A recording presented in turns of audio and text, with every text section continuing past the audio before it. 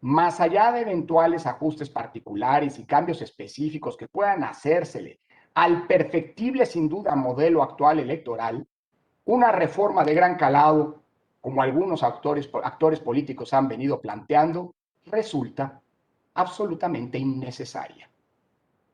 Pero además, una reforma radical no solo es innecesaria, sino inoportuna. Me explico. La historia de las reformas político-electorales en México nos muestra que los cambios de gran calado, orientados a perfeccionar el sistema electoral mexicano, y de los cuales esta obra da cuenta, se han llevado a cabo bajo una serie de directrices fundamentales. Comparto con ustedes las que me parecen las más destacadas. Primero, surgen comúnmente a partir de demandas y reclamos de las oposiciones, y particularmente después de elecciones presidenciales complejas, donde se expresan inconformidades por fallas en las condiciones de equidad en la contienda, entre otras. Una situación que me parece está lejos de haberse presentado en las elecciones de 2018 o en las elecciones realizadas desde entonces, y particularmente las de este año.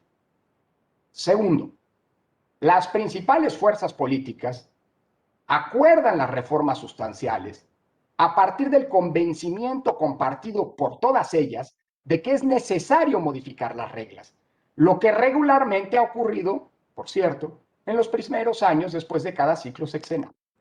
En otras palabras, se ha tratado de reformas que resultan de un amplio consenso entre los partidos políticos, que hayan sido ganadores o perdedores en los comicios inmediatamente previos. El amplio consenso y, de ser posible, la unanimidad en torno a la definición de las reglas del juego es una condición indispensable para la estabilidad y gobernabilidad democrática. De otro modo, si una reforma es producto de un mero mayoriteo de alguna fuerza o de algunas fuerzas del espectro político, corremos el riesgo, y ya nos ha pasado, de que las reglas se conviertan en el futuro, en vez de un ancla de certeza y estabilidad, en la fuente de descalificación y desconocimiento de los futuros procesos democráticos. Por otro lado, una reforma de gran calado que se plantee como principal objetivo meramente la renovación de los órganos directivos de las autoridades electorales, termina por ser una reforma miope, alimentada más bien por los rencores, filias o fobias personales, que carece de altitud de miras. Una reforma electoral no puede ser, permítaseme la expresión, un asunto de estómago, sino una apuesta de gran alcance, resultado de diagnósticos y análisis ampliamente razonados y de una discusión seria e incluyente. De otro modo, estará garantizado su fracaso. La renovación de estos órganos, vale la pena recordarlo e insistirlo una y otra vez, es consecuencia de los acuerdos, de los grandes acuerdos que entre las fuerzas políticas se dan respecto de las reglas de la contienda electoral que habrán de modificarse. En cuarto lugar, las reformas que se han planteado en nuestro país lo han sido como procesos de cambio progresivos, siempre orientados a fortalecer uno o varios de los siguientes cuatro aspectos. Primero, dar y consolidar autonomía a las autoridades electorales. Segundo, ampliar los derechos de la ciudadanía. Y ello pasa por mejorar, por cierto, paulatinamente la representatividad, es decir, el mejor reflejo del pluralismo político en los órganos representativos. Tercero, perfeccionar los procedimientos técnicos del sistema electoral.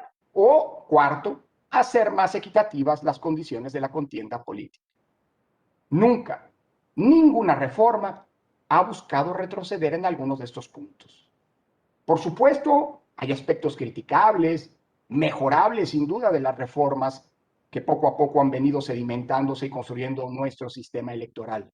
Por cierto, un sistema electoral no solo funcional, sino que es objeto de reconocimiento a nivel nacional e internacional. De otra manera, ¿cómo se explica que el gobierno de la República haya, luego de haberlo pactado con el gobierno de los Estados Unidos en el ámbito del TEMEC, la participación del INE como observador en el proceso, exitoso proceso, de legitimación del contrato colectivo en la planta de General Motors en Silao que se llevó a cabo en los días anteriores. En esos 4 pilares que he mencionado, se ha fundado el arreglo democrático que la sociedad mexicana ha venido construyendo en las últimas 3 décadas y que ha permitido que todas las fuerzas políticas, sin excepción, hayan accedido a los espacios de poder público a través de las urnas a lo largo de las distintas secuencias de procesos electorales que hemos venido realizando. Vale la pena recordar además que las nuevas reglas surgidas de las reformas sustanciales en el último cuarto de siglo invariablemente se han probado primero en elecciones federales intermedias y en múltiples procesos locales. Es decir, no se han puesto a prueba por primera vez en elecciones generales que incluyan la renovación de la presidencia de la República. Así pasó con las reformas de 96, que se instrumentaron, se pusieron a prueba primero en las elecciones intermedias de 97, o la reforma de 2007-2008, que primero se caló, se puso a prueba en la reforma en la elección intermedia de 2009, o la última reforma, la de 2014, que se puso a prueba en las elecciones de 2015. La aplicación inmediata de una reforma en una elección presidencial siempre tendrá como incentivo perverso tratar de acomodar las reglas en favor de tal o cual fuerza política o de tal o cual gobierno, con el fin de obtener ventajas de cara a esa contienda. Y en un sistema presidencial como el nuestro, vale la pena tomarlo en cuenta.